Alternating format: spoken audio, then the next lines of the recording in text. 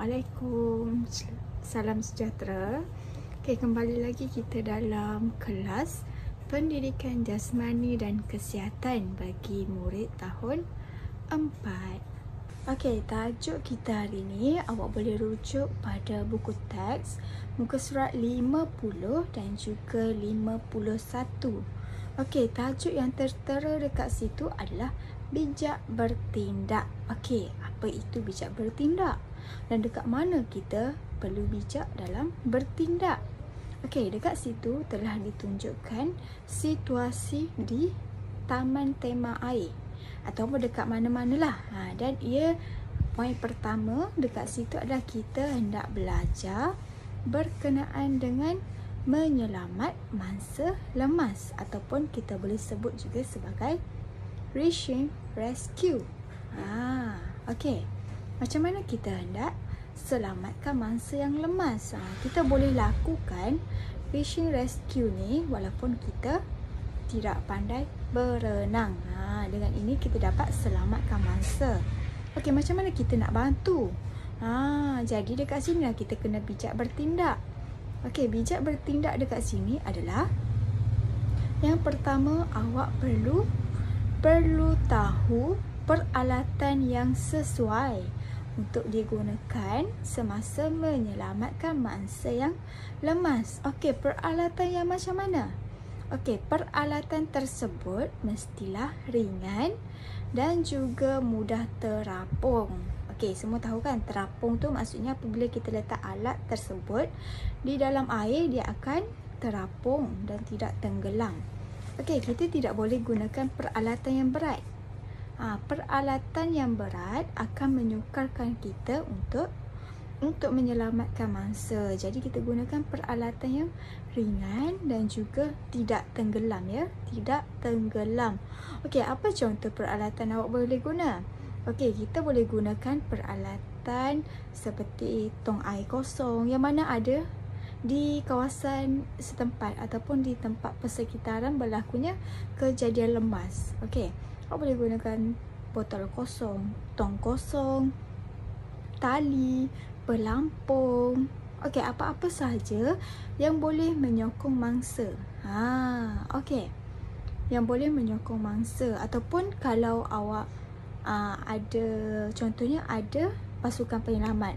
Pasukan penyelamat sudah ada alatan sendirilah. Ada alatan sendiri untuk menyelamat.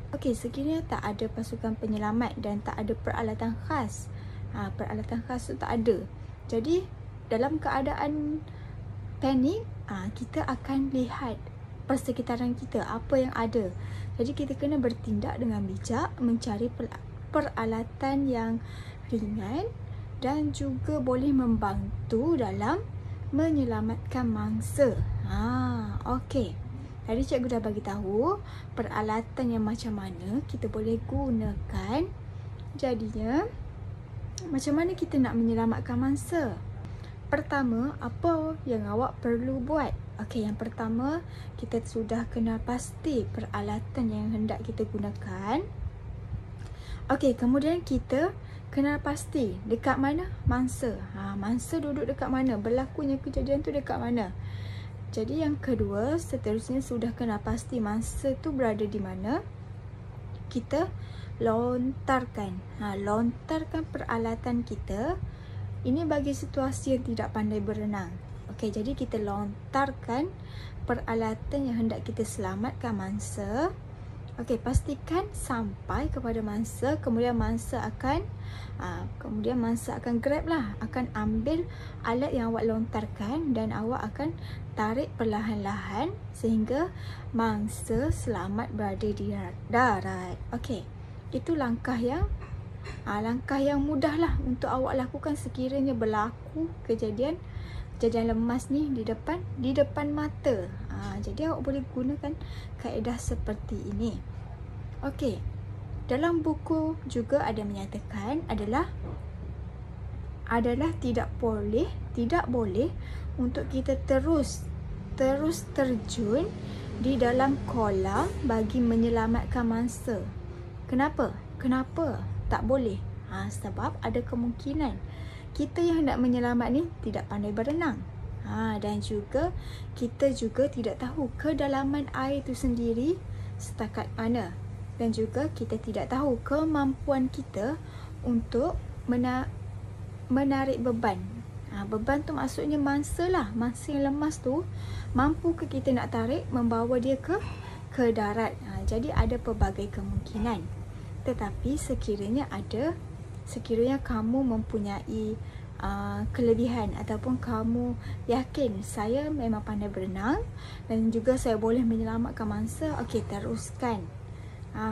Teruskan. Jadi ada pelbagai cara kita boleh gunakan untuk menyelamatkan mangsa. Boleh aplikasikan macam mana untuk membuat fishing rescue menggunakan peralatan yang ada di sekitar. Sekitar tu cikgu bagi tahu mestilah ringan, selamat dan juga terapung. Alat tu mesti terapung dan juga macam mana langkah yang pertama kita kena buat sampailah mangsa selamat. Okey, cikgu rasa itu sahaja macam mana kamu melakukan fishing rescue, dan juga untuk lebih lanjut kamu semua boleh Google tajuk video fishing rescue. Dekat situ akan dinyatakan dengan lebih jelas macam mana kita hendak melakukan fishing rescue. Okey, kita belajar ni tak semestinya kita perlu praktikkan terus, tapi kita dah ada ilmu. Sekiranya ada berlakunya kecemasan seperti ini, kita boleh aplikasikan. Okey, itu sahaja. Cikgu harap semua faham. Jumpa lagi. Terima kasih. Bye-bye.